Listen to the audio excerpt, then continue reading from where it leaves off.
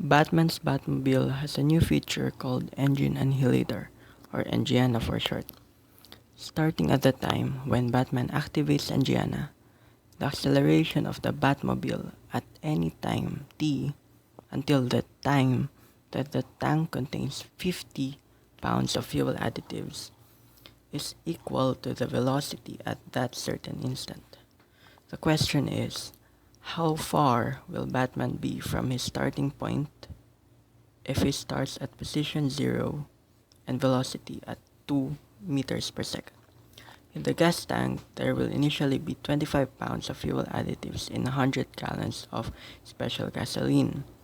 Since it's not like the other cars, the gas only gets consumed once and Gianna is activated, and instead of the gas mixture just flowing out of the gas tank at 5 gallons per second, another gas mixture with 2 pounds of fuel additives per gallon is also pumped into the gas tank at the same rate. So here's the diagram of the tank itself, and dA over dt is equals to R in C in minus R out C out, where R is the rate, when C is the concentration, and A is the amount in pounds. So plugging in the values, we can simplify it further to achieve a first order linear differential equation. Then we can get the integrating factor. Simplifying it further, we are left with AE t over 20 equals 200 E t to the t over 20 plus a certain constant. So A would be 200 plus CE negative t over 20. So plugging in the IVP, where it said that at time equals 0 there are 25 pounds of fuel additives inside the tank, we get a constant of negative 175.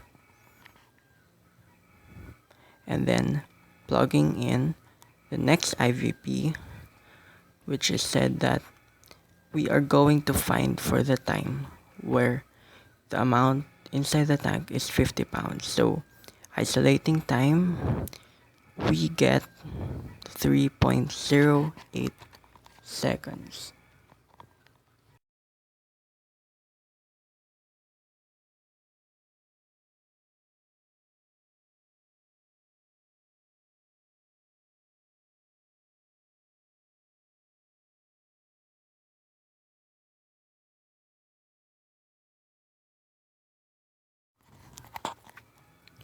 So the next part would be calculating for the kinematics. So A is equals V and d squared x over dt squared is equals to dx over dt. Then transposing it, we can see that we can have an auxiliary equation right there. We can have it as m squared minus m equals 0. Factoring m, we get m equals 0 and m equals 1. And then x is equals to c1 plus c2 e to the t. Since e raised to 0 leaves us with 1, so it's just c1 over there. And then plugging in x equals 0 at time equals 0, we get c1 equals negative c2. And then we have to get the velocity, so we have to derive both sides.